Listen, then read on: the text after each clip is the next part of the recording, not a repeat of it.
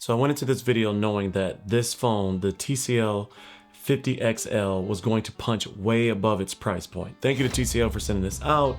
I tested out the NXTpaper 11 Plus and NXTpaper 11 Gen 2, and I was already going into this review with an understanding that the NXTpaper 4.0 display, or the NXTpaper display that this phone has, was going to be really good. And so I was excited to test out this product.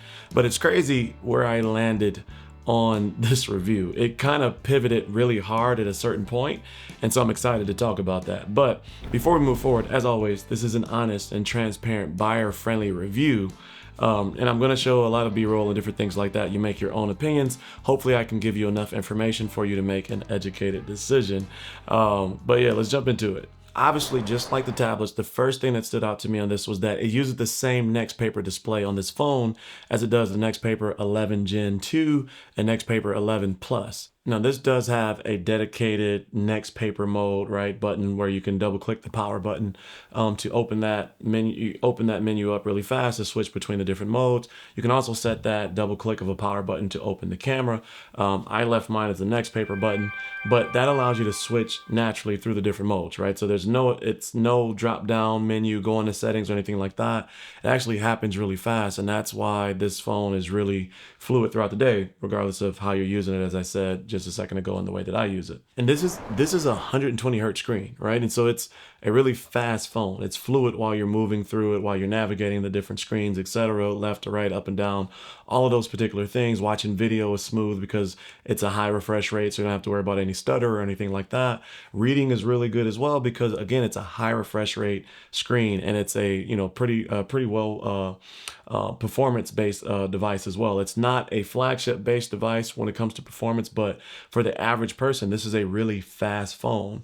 And so with that being said, even when you're switching through the different modes, whether it's normal, color, or e-ink, it operates the same. So you're not losing any performance or anything like that as you're switching from the normal, vivid mode, for lack of better terms, to the e-ink mode where it's black and white. It's all very fluid. But this is this is where I'm going to pause. This is where I'm going to switch and pivot really hard, because this is actually what happened to me. So I had my Books Palma sitting on my desk right next to the NXTpaper 50XL.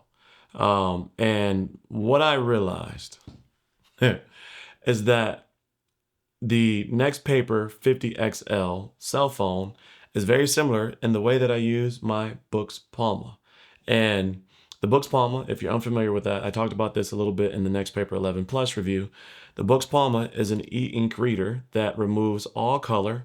It's kind of good for, having less distractions, because there is no color on that device whatsoever. It's a lightweight e-ink e-reader that lasts weeks at a time. And I use that a lot at night. Secondary features of that is that when my wife is to the left or right of me, that light also doesn't reflect on her. So when she's laying down and I'm watching the phone just like this, it's not shining in her eyes because, again, it's a matte screen. So there's less light coming off of the screen. Naturally, from a privacy standpoint, the screen also doesn't have a lot of light when you're not looking directly at it. So if your phone is active and it's, off to the side, like somebody standing off to the side, they're not going to be able to see your screen.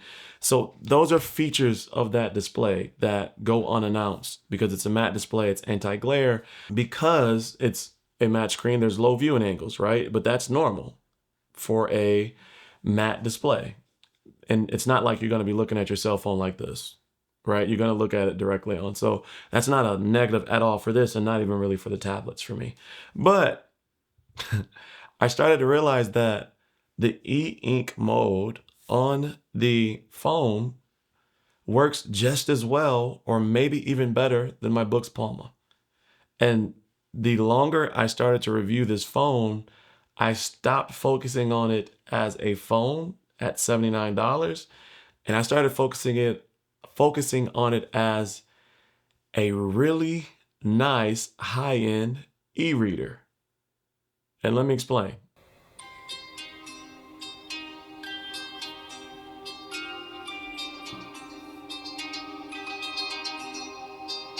Pottermore Publishing and Audible Studios present Harry Potter, the full cast audio editions. Pottermore Publishing and and Audible Studios present Harry Potter, the full cast audio editions. My Books Palma and the TCL 50XL NXTpaper basically do the same things. They both can have a black and white screen that removes all of the distractions, etc.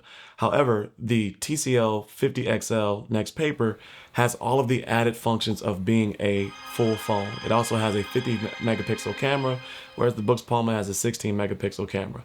The camera is not the greatest, but it does take pretty good photos. And even in night mode, you can get a pretty good low light photo. So when you go back to just how I use the Books Palma as an e-ink reader at nighttime to reduce glare, to reduce eye strain, and different things like that, I can do that with the phone. And I still have that fast 120 hertz refresh rate. Whereas the Books Palma does have a fast refresh rate, but there is noticeable stutter and glitch and as far as like the usefulness when I'm switching between the screens and when I'm, reading the book and changing the pages, there's a lag there on the Books Palma that does not exist on the TCL NXTpaper 50XL. That's a mouthful, hard to say it over and over again. And so as I started to go through this review, it's like, oh my God, $79 makes my $250 Books Palma obsolete. So because this review pivoted, and this is natural, right? This was a real user experience. If you're looking at this for a phone, it punches well above its price point. $79 is laughable based on all of the features that you get here. The display alone is worth $250 just because you can do all of those different things. It basically makes it useful no matter how you want to use the phone. That's something you cannot get in the average phone. That's the normal mode, color paper mode, e-ink paper mode. From there, it's a 120 hertz screen. It's fast and responsive. It's a full Android device. You get the most recent Android operating system. It has different things like automatic cleanup and different things like that makes the phone run well. The verdict is still out because it is an Android phone, how that operates over time as you start to run out of storage. It only comes with 128 gigabytes of storage at the time of purchase. And so there's all of those things to consider. If you're looking for a small phone like e-ink reader or e-reader, you should go out of your way to consider this for $79. This is going to be the fastest refresh rate. This is going to be the best screen that you can get. And you can switch back and forth between color, normal, and e-ink paper mode, depending on what you're doing. And the only time that the Books Palma beats this is when battery life is considered.